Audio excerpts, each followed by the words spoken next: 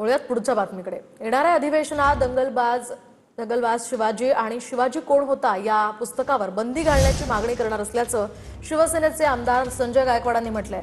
तर प्रबोधनकार ठाकरे हे दंगलबाज शिवाजी या पुस्तकाचे लेखक आहेत, तर संजय गायकवाड या पुस्तकाचं कव्हर बघतात, पुस्तक वाचत नाहीत असा निशाणा यावरून अंबादास दानवे यांनी साधलाय। छत्रपती शिवाजी महाराजांचा एकेरी उल्लेख शिवाजी कोण होता या पुस्तकाबद्दल मी जे काही मागे वक्तव्य केलं होतं, त्यात जी शिवीगाळ केली होती त्याच्याबद्दल आवडी मी दिलेली व्यक्त केलेली आहे।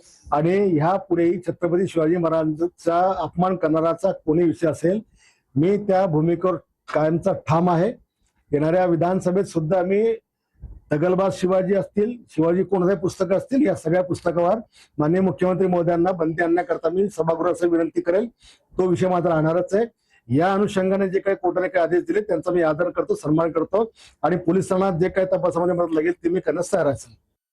आतमधलं काही बघत नाही, आतमधलं काही वाचत नाही, फक्त कव्हर पेज बघून प्रतिक्रिया देतात। त्याच्यात काय आतमध्ये काय लिहिलेलं आहे, कोणत्या भूमिकेने, किमान प्रस्तावना जरी वाचली असती दोन्ही पुस्तकाची तरी पुस्तकाचा अर्थ कळाला असता। पण तो गायकवाडांच्या बोलण्याला अज्ञानपणावर आपण नेहमी बोलणं, मला असं वाटतं आपण अज्ञानी होऊन जाऊ।